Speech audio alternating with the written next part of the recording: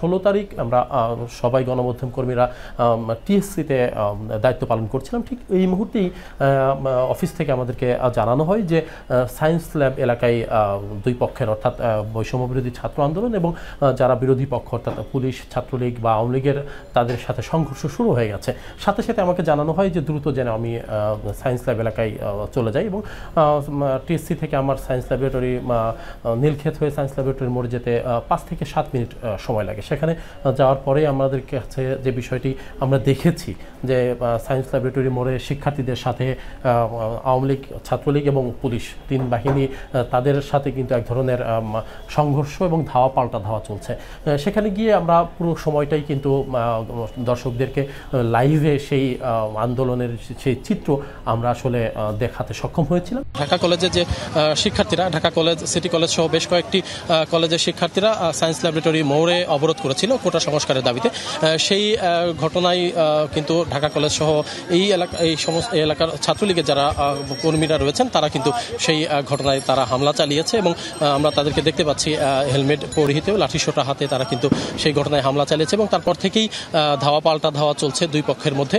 একটি বিষয় বলতে চাই যে সেই যে আন্দোলন আমরা দেখেছি যে দুপুর 2টারও আগে থেকে অর্থাৎ আমরা ধারণা করছি 1টার পর থেকেই এই আন্দোলন দুই পক্ষের মধ্যে সংঘর্ষ শুরু হয়। সেই সংঘর্ষ কিন্তু একটানা চলে রাত 8টা পর্যন্ত। ওই সময়কার আন্দোলনের বিষয়টি যেটি আসলে দেখেছি, যে বিষয়টা এখনও আমাদের ভেতরটা নাড়া দেয়, সে বিষয়টি হচ্ছে যে শিক্ষার্থীদের মধ্যে দেখেছি এক ধরনের মানুষ দেয়ালে পিঠ থেকে গেলে মানুষ সামনে এগিয়ে যাওয়ার জন্য যে সর্বোচ্চ দিয়ে প্রাণপণ চেষ্টা করে সেই আন্দোলন করা বলি বা অপর পক্ষকে প্রতিহত করার জন্য যে মানুষ সর্বশক্তি দিয়ে মাঠে নামে এবং সেই বিষয়টি কিন্তু দেখেছিলাম। এবং শিক্ষার্থীদের মধ্যে দেখেছিলাম যে বিশেষ করে ক্লাস 9, 10 ইন্টারমিডিয়েট বা এইচএসসির প্রথম বর্ষ এবং দ্বিতীয় বর্ষ এই শিক্ষার্থীরাই কিন্তু সায়েন্স ল্যাবরেটরি যে এলাকায় যে আন্দোলন হয়েছিল দুপুর 1টার কিছু পর থেকে রাত 8টা পর্যন্ত টানা, সেই আন্দোলন কিন্তু তারা মূলত সেখানে নেতৃত্ব ছিল এবং তারা কিন্তু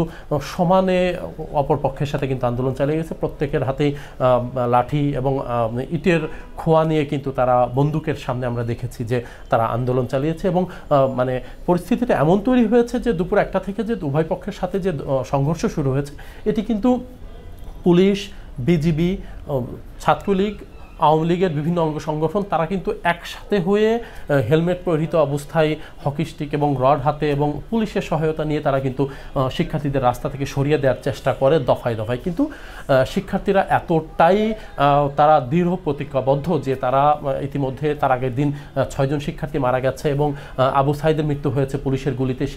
সেই ভিডিওটি সামাজিক যোগাযোগ মাধ্যমে ছড়িয়ে পড়েছে, বিভিন্ন গণমাধ্যমে খবর হয়েছে। সে কারণে আসলে আমরা দেখেছি শিক্ষার্থীদের মধ্যে এমন একটি মনোবল যে তাদেরকে কোনোভাবেই দমিয়ে রাখা সম্ভব হচ্ছিল না এবং পুলিশ এবং অন্যান্য যে পক্ষ অর্থাৎ ছাত্রলীগ, আওয়ামী লীগের যে সকল পক্ষ ছিল তারা কিন্তু এক প্রকার আমরা বলতে পারি যে তারা হাল ছেড়ে দিয়েছিল এবং বলছিল যে আসলে তারা এত স্ট্যামিনা অর্থাৎ এত শক্তি তারা আসলে কোথায় পাচ্ছে যে তাদেরকে কোনোভাবেই রাস্তা থেকে সরানো যাচ্ছে না। এবং সবচেয়ে আশ্চর্য যে তারা সর্বোচ্চ শক্তি প্রয়োগ করে ওই দিন কিন্তু রাস্তা থেকে শিক্ষার্থীদের সরাতে পারেনি। তারা তাদের দাবিতে অটল ছিল এবং তারা কিন্তু সমানে সব পক্ষের সাথে অর্থাৎ পুলিশ, বিজিবি, ছাত্রলীগ, আওয়ামী লীগ এবং বিভিন্ন অঙ্গ সংগঠন তাদের সশস্ত্র যে অবস্থান এবং পুলিশের গুলির সামনে সেখানে দফায় দফায় আমরা দেখছিলাম যে ককটেল বিস্ফোরণের ঘটনা ঘটানো হচ্ছিল, পুলিশ ফাঁকা গুলি করছিল, পুলিশ নির্বিচারে গুলি চালাচ্ছিল। তারপরেও কিন্তু আমরা শিক্ষার্থীদেরকে দেখিনি যে তারা কোনোভাবে পিছু হটেছে। যে বিষয়টা আসলে অন্যান্য যে কোনো আন্দোলনের তুলনায় এই আন্দোলনটাকে আমাদের কাছে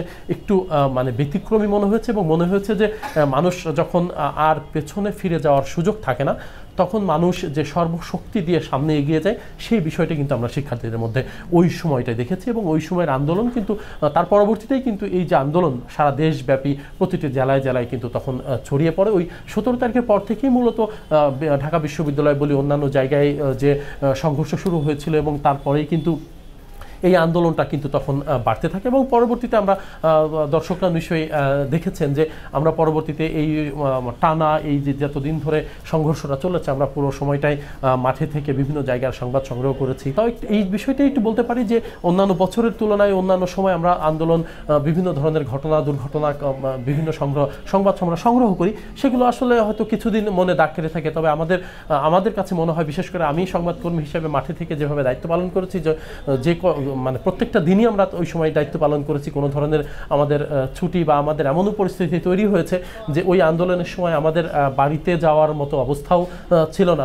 অর্থাৎ অফিসে থেকে আমাদেরকে অনেক সহকর্মীকেই এক কাপড়ে টানা 4 দিন 5 দিন পর্যন্ত অফিসে থেকেই দায়িত্ব পালন করতে হয়েছে।